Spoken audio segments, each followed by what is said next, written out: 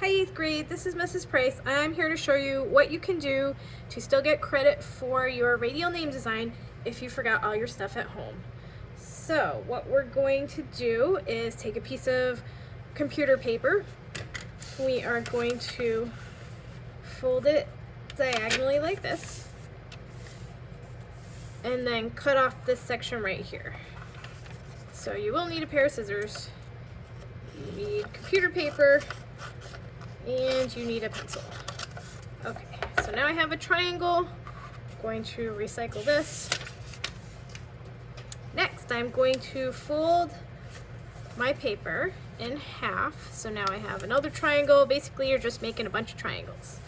I'll fold it again. So this is like my pivot point. That's where all of the designs are radiating out of. So that's my center point.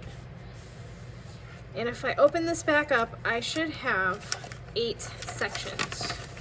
And then I do have 8 sections. 1, 2, 3, 4, 5, 6, 7, 8. And fold that back up. Now you probably don't have a compass at your house. Most people don't just have them lying around. So if you don't, that's fine. You are going to go on the opposite side of your center point. So that was the center. And how can you tell? If you look at this and you have a whole bunch of open bottoms like this, that is the side that you want to cut off. If you can't open it up, then you don't want to cut that. Okay, so you're going to start at the edge and then you're going to make a nice curve. We did use our compasses for this, but we don't have compasses at home most likely, so we're just going to guesstimate what that curve should look like. This might take you a couple tries if you do this and it looks like, so that's what you're going to get. You can recycle that. I did a pretty good job. That looks pretty circular. If you mess up, it might kind of look like a flower, but you know what? You just keep on going and you use that. So you're going to take your new circle, we'll fold it back up again. Doesn't really matter how it folds back up as long as you get that piece of pie back. You're going to get another piece of paper, so another piece of computer paper.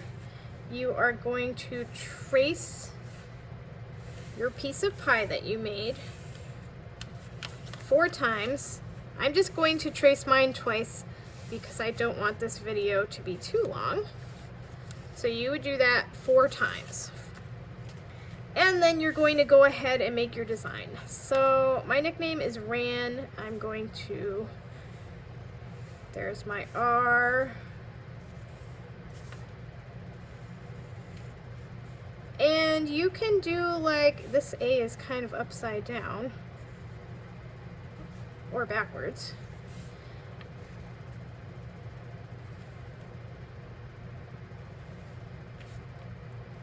So weird looking in, but okay. There's one.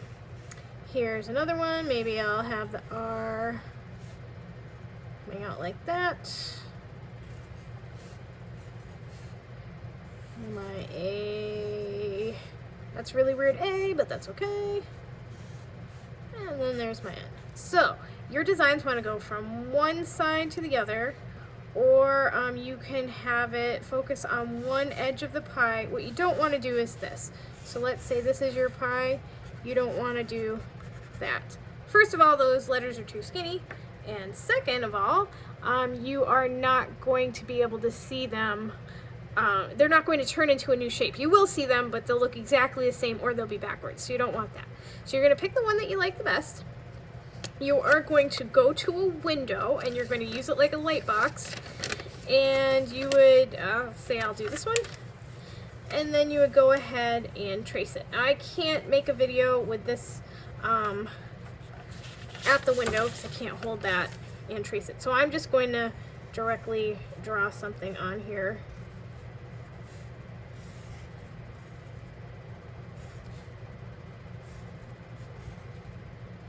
This one's pretty simple, but what I'm going to do, I'm going to go over the line again and make them kind of dark. This method is not what I showed you guys in class because you had tracing paper and that's how you transferred it. If you have parchment paper at home, like for baking, that would work too. But if not, you're just going to use this method. So I have to make sure my graphite's really thick. And then I'm going to go ahead and fold this onto the next free space. I happen to be using a pair of scissors. I'm going to make sure the blade's closed. I'm going to hold it up here. And this might actually transfer better if you put your circle on top of like a magazine or a newspaper or a pad of paper or something. If it's on a harder surface, it will not transfer as well. This is a piece of matte board, so I think that will have enough give to it to have a nice transfer. Okay, let's see what we came up with. All right, that's pretty good. So then I'm going to go ahead. Now let's say you don't have any Sharpies at home, or you forgot the Sharpie that I let you borrow. In that case, just use whatever you have. If you have just regular like Crayola markers, just use that.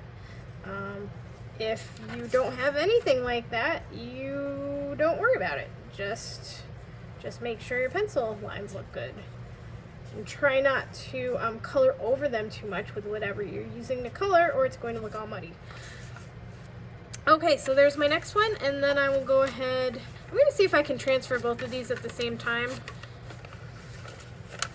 I'm going to fold that in half. I can see where my design is. Use the scissors on top of this matte board. I did try transferring this just right on the counter, and it was really difficult. This looks much better. Okay, super. So I'm just going to go around, and I am going to trace all of this stuff. Not doing a really great job right now because I don't want to make this too long. I would like you to do a better job. After you're done and your whole circle is filled in, then you're going to choose a color scheme. There are videos in Classroom on color scheme that you guys should have watched for your remote lesson. So if you didn't do that, go back and watch that so you can A, get credit for it, and then B, know what you're doing. So now I can just transfer the whole half of this. When we did this with the tissue paper, you actually had to do them one at a time.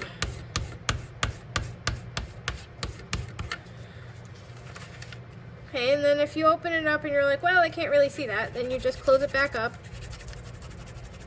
put some more pressure on there, and then there you go. You may have to possibly redraw over those lines to make them darker if you used all the graphite on another transfer.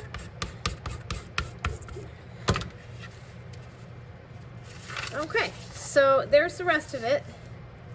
So I can go ahead and fill the rest in, and then I can choose my color scheme. So maybe you want to do warm colors like red and orange and yellow, or you want to do cool colors like blue, green, and purple, or you want to do analogous colors, colors that are next to each other on the color wheel.